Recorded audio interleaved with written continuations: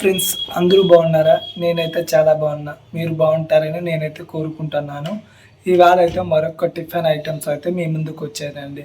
అది rice bath అనమాట. వాంగ్రీ rice bath అయితే చేశాను. ఎలా ఉందో మీరైతే చూడండి. ఒకసారి చూసి నేను చేసే విధానం మీకు నచ్చినట్లయితే మీరు కూడా ట్రై చేయండి ఫ్రెండ్స్. సరే ఫ్రెండ్స్, ఉంటాను మరి. వీడియోలోకైతే వెళ్ళిపోదాం. బాండ్లీ పెట్టుకొని స్టవ్ అయితే వెలిగించి ఆయిల్ వేసుకున్నానండి. ఇందులోకి ఆవాలు జీలకర్ర అయితే వేసేసుకుందాం. చెక్క, లవంగము, మరాఠీ మొగ్గ, అనాస పువ్వు అయితే వేసేసుకుందాం.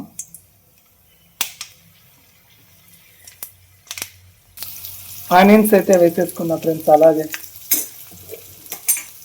ఆనియన్స్ బాగా వేయించుకోవాలి.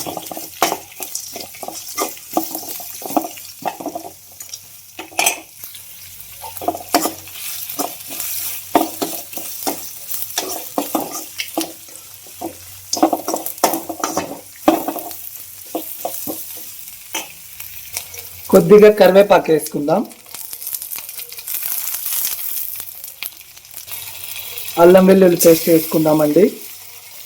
అలాగే నేను 4 పచ్చిమిరపకాయలు అయితే నిలువుగా కట్ చేసి వేసుకుంటున్నాను. అలాగే ఇప్పుడు టమోటా అండి. టమోటా అయితే బాగా వేయించుకుంటున్నా.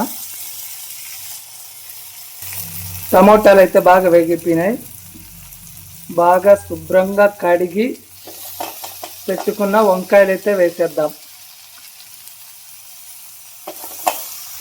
ఇలా కట్ చేసుకున్నానండి వంకాయలు. బాగా మగ్గిపోయేంత వరకు వేయించుకుందాం.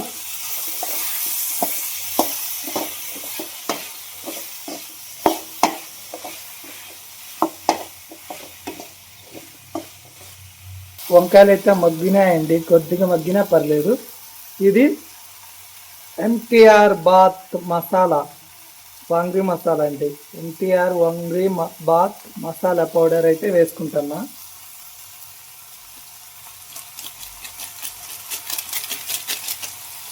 కొద్దిగానే ఉంటుంది. కొద్దిగా ధనియాల పౌడర్ వేసుకుందాం. కొద్దిగా గరం మసాలా పౌడర్ వేసుకుందాం. ఫైనల్గా ఉప్పు వేసుకుందామండి. చూడండి బాగా వేగిపోయినాయి. ఇప్పుడు వీటిలోకి రైస్లోకి అయితే ఇది వేసేసి మిక్స్ చేసేసుకుందామండి. నేనైతే కుక్కర్లో పెడుతున్నా, అందుకనే.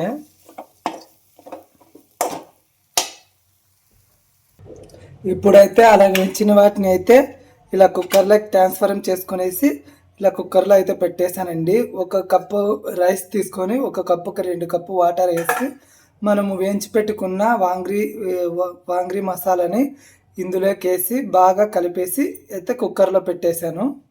ఇంకా ఈ ఉడికిన తర్వాత ఎలా వస్తుందో మీకు అయితే నేను చూపిస్తాను అన్నమాట. సరేనా ఫ్రెండ్స్? చూడండి ఫ్రెండ్స్, వాంగ్రీ బాత్ ఎలా ఉన్నదని. కలర్ఫుల్గా సూపర్గా ఉంది. సరే ఫ్రెండ్స్, టేస్ట్ అయితే చూసేసి మనము ఇప్పుడు ఎలా ఉందో మీకైతే చూపిస్తాను అన్నమాట.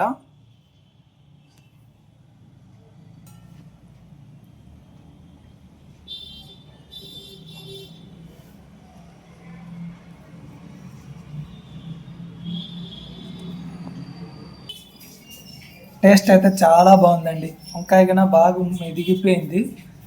ఈ వాంగ్రీ బాత్ అయితే నాకైతే బాగా నచ్చిందండి. మీకు నచ్చిందని హోప్ నేనైతే అనుకుంటున్నాను.